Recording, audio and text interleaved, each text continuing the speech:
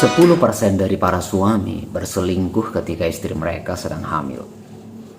Ini bukan kata saya, ini kata ada banyak artikel yang beredar di internet berdasarkan hasil survei atau penelitian.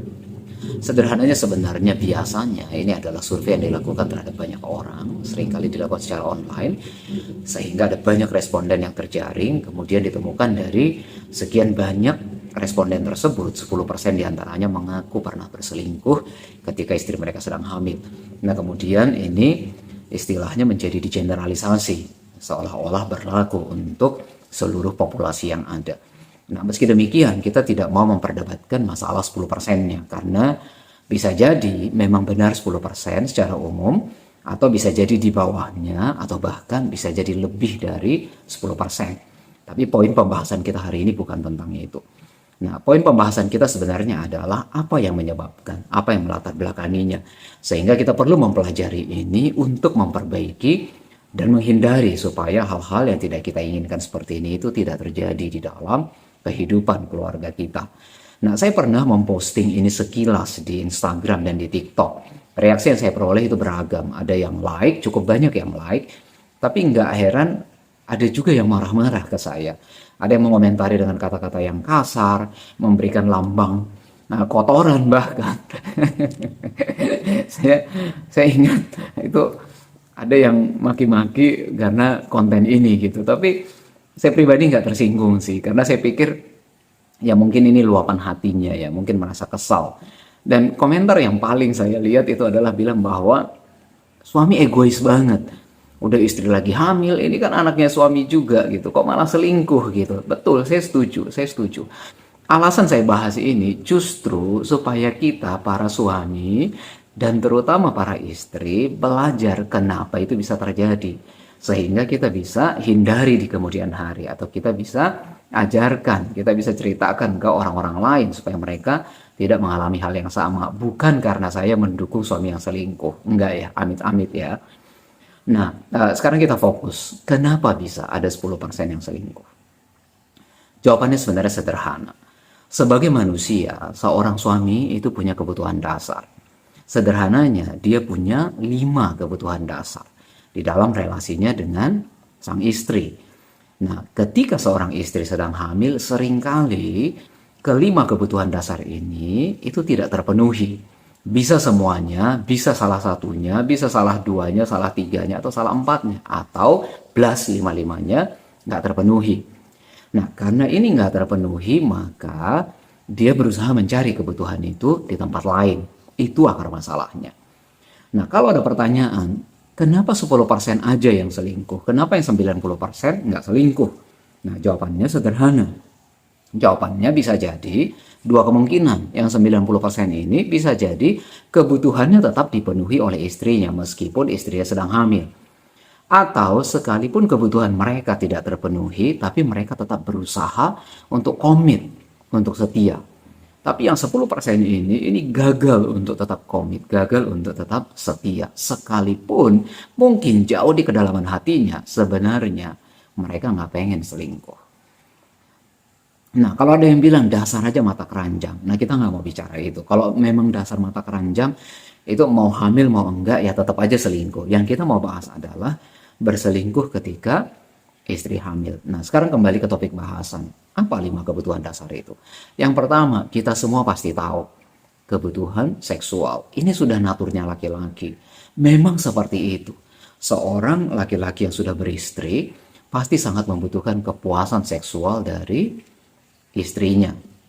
Nah, masalahnya adalah kehamilan itu berlangsung cukup lama. Betul ya, itu sekitar 8-10 bulan. Secara rata-rata kita sebut 9 bulan. Nah, di dalam 9 bulan ini tentu saja suami struggling untuk mendapatkan kepuasan seksual kalau istrinya tidak mampu memenuhi kebutuhan tersebut. Nah, disinilah seringkali terjadi masalah ketika saling pengertian antara suami dan istri sulit. Nah, sebenarnya kita harus sama-sama ngerti. Ketika kita bicara kepuasan seksual, para istri mungkin perlu belajar dengan dokter kandungan masing-masing apa yang bisa dilakukan, apa yang bisa disesuaikan dengan kebutuhan suami, tapi pada saat yang sama tidak mempersulit istri, tidak menyulitkan bagi istri. Nah, ketika kebutuhan ini tidak terpenuhi, Seringkali suami kemudian mencoba mencari di tempat lain. Disinilah terjadi perselingkuhan. Karena suami mungkin nggak tahan untuk menunggu selama 9 atau 10 bulan sampai istrinya melahirkan. Belum lagi fakta bahwa ketika istri melahirkan, selama masa nifas, itu pun tidak bisa melakukan hubungan suami istri. Nah, ini yang pertama, sangat eksplisit, sangat mudah dimengerti. Nah, pertanyaannya, apa yang harus dilakukan istri? Tadi saya sudah sempat singgung. Coba bicara baik-baik dengan suami, bicara baik-baik dengan dokter kandungan Anda. Coba ditelusuri kira-kira seperti apa yang bisa tetap dilakukan dan dinikmati oleh istri dan pada saat yang sama bisa memberikan kepuasan bagi suami.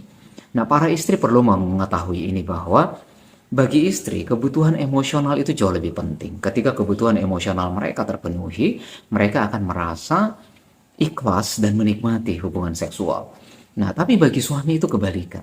Justru ketika seorang suami mendapatkan kebutuhan seksualnya dari istri, maka dia merasa dicintai.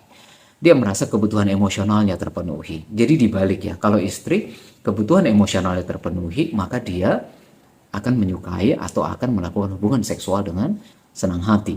Suami melakukan hubungan seksual dulu, mendapatkan kepuasan seksual, baru merasa kebutuhan emosionalnya terpenuhi. Nah, oleh karena itu disepakati bersama antara istri, suami, dan dengan arahan dari dokter apa yang bisa dilakukan. Nah, yang kedua adalah suami punya kebutuhan untuk ditemani oleh istri. Namanya recreational companionship kalau dalam bahasa Inggris. Jadi ditemenin untuk bersantai, berekreasi. Ini bukan rekreasi yang aneh-aneh ya, bukan harus camping ke gunung dan lain sebagainya. Hal-hal yang sederhana, ditemenin nonton, olahraga kesukaan suami misalnya, ditemenin main game mungkin, ditemenin ngobrol, ditemenin duduk santai di taman, dan hal-hal yang disukai suami lah. Intinya gimana istri untuk tetap terlibat di hobi suaminya. Nah, ini juga sulit ya. Kadang-kadang istri mikir udah lagi hamil, malah diminta untuk nemenin suami gitu, untuk harus bisa mengikuti hobinya. Memang sulit, tapi kenyataannya memang suami membutuhkan itu. Balik lagi, ya kesepakatan bersama apa yang bisa dilakukan oleh istri yang pada saat yang sama dianggap bisa memenuhi kebutuhan rekreasional suaminya. Daripada suami kemudian mencari pemuasan kebutuhan rekreasional ini dengan perempuan lain di tempat hiburan, atau teman kantor, atau kenalan di media sosial yang kemudian membawa ke dalam perselingkuhan. Kadang-kadang hal-hal sederhana loh yang menyebabkan perselingkuhan bermula. Nah, kemudian yang ketiga adalah suami itu mengharapkan untuk rumah tangga mereka tetap terkelola dengan baik. Ini bukan berarti rumah harus mengkilap, kinclong, dan lain sebagainya. Enggak kayak begitu sih. Tapi lebih ke arah tatanan rumah tangga tetap berjalan ketika istri sedang hamil sekalipun. Nah, ini dalam artian rumah mungkin tetap diusahakan bersih, tetap rapih, makanan tetap tersedia, pakaian tetap tersedia. Walaupun suami tetap harus bantu ya, tetap harus bantu, tapi paling nggak kendalinya itu datang dari istri gitu. Jadi istri itu tetap mengatur, mengelola, nggak dibiarin semuanya berantakan, beradakan gitu. Nggak dibiarin suami cari makan sendiri, pakaian yang nggak jelas kemana dan lain sebagainya. Karena kalau ini terjadi, suami jadi nggak betah kan di rumah. Nah, waktu dia nggak betah di rumah, dia mulai ngelayap nih. Dia mulai cari-cari tempat yang dia betah. Nah, kalau sesama temen laki-laki mungkin masih nggak masalah. Nah, kalau ternyata dia ngelayap dan ketemu sama perempuan yang justru memberikan apa yang dia butuhkan, nah di sini masalahnya terjadi. Kemudian yang keempat ini adalah para suami ini suka dengan keindahan. Jadi mereka senang dengan istrinya itu yang berpenampilan menarik. Kalaupun Anda hamil gitu ya, para istri jangan berpikir bahwa harusnya suami ya harap maklum gitu, karena saya udah mual, udah begini, udah begitu. Enggak gitu. Jadi Anda kan udah berjuang ya, sudah berjuang dalam kehamilan ini, sekalian berjuang untuk tetap tampil menarik bagi suami. Enggak harus makeup tebel-tebel loh, karena suami pun nggak suka istrinya makeup tebel-tebel, kan serem juga kan. Maksudnya gimana coba, mau cium istri, mau sun istri kalau lipstiknya tebel banget, bedaknya tebel banget, kan serem juga gitu, ngeri juga. Jadi bukan itu yang dimau suami, tapi berpenampilan menarik ini itu kelihatan memang diusahakan untuk kelihatan indah di mata suaminya. Tetap rapi, nggak dasteran tiap hari, nggak bau keringat tiap hari, bau bawang kalau kata orang, nggak harus lusuh tiap hari karena hamil gitu. Tapi ada loh istri yang mikir, kan lagi hamil gitu, boro-boro gue mau rapi-rapih gitu loh. Ini bawa anak lu aja masih syukur. Bukan itu masalahnya. Masalahnya naturnya suami itu suka melihat keindahan. Suka melihat, waktu dia jatuh cinta ke Anda pun, sebenarnya kan karena dia melihat Anda menarik. Nggak mungkin kalau Anda jelek-jelek gitu. Terus kemudian, jelek bukan karena jelek fisik loh ya maksud saya. Jelek-jelek dalam arti berantakan, asal-asalan, bau, kotor gitu. Terus suami Anda tertarik. Enggak dong. Kalau suami Anda tertarik sama Anda karena Anda kotor, nah itu kelainan. Itu sesuatu yang harus Anda waspadai justru. Nah yang terakhir itu adalah, suami ini, laki-laki ini kan seneng banget kan. Ingat nggak waktu pacaran dulu? Laki-laki itu seneng banget kalau ditemenin pacarnya, terus kemudian dipuji, dibilang hebat, dibilang berguna. Nah, suami itu naturnya kayak begitu. Jadi suami itu seneng banget kalau dia dipuji, dibilang berguna, dianggap bermanfaat, dianggap kayak pahlawan gitu untuk istri dan keluarganya. Nah, ketika istri hamil, seringkali hal-hal kayak begini itu nggak terucap. Seringkali hal-hal kayak begini itu nggak diperlihatkan oleh istri. Balik lagi karena istri terlalu fokus dengan kehamilannya yang belum tentu mudah. Nah, ketika ini terjadi, ternyata ada perempuan lain yang memuji-muji suami, yang bilang dia hebat, yang bilang dia jadi pahlawan, dan lain sebagainya. Mulailah suami ini melipir dikit-dikit. Awalnya dikit-dikit, lama-lama jadi melipir beneran. Nah, inilah sebenarnya alasan kenapa banyak suami yang 10% tadi berselingkuh ketika istri mereka sedang hamil. Nah, kedengeran egois enggak? Enggak juga. Karena bukan hanya suami yang punya kebutuhan.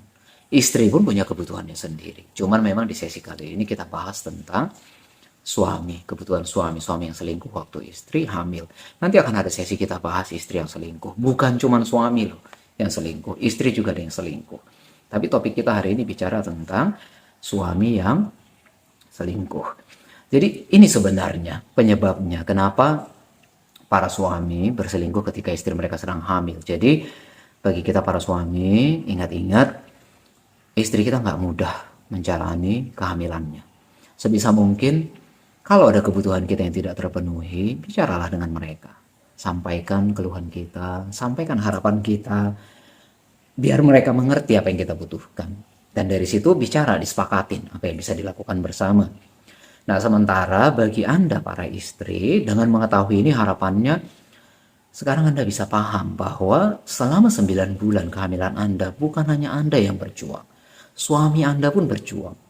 Oleh karena itu, sebisa mungkin usahakan untuk tetap bisa memenuhi kebutuhan mereka. Tanya mereka apa yang mungkin terlewatkan dari pandangan Anda, terlewatkan dari perhatian Anda. Kemudian sepakati, tunjukkan bahwa Anda tetap sayang, tetap peduli dengan suami Anda, sekalipun Anda sedang berjuang. Sekali lagi, kehamilan bukan milik istri seorang, juga bukan milik suami seorang. Kehamilan adalah pekerjaan dua orang yang saling mencintai sampai seorang janin terbentuk di dalam kandungan istri. Oleh karena itu, kehamilan adalah tanggung jawab bersama. Dan pada saat yang sama, kehamilan tidak seharusnya menghilangkan atau menghalangi pemenuhan kebutuhan kedua belah pihak, baik itu istri maupun suami. Selamat menjalani kehamilan yang sehat bagi para istri, dan selamat menjadi suami yang setia dan suportif. Enjoy your pregnancy.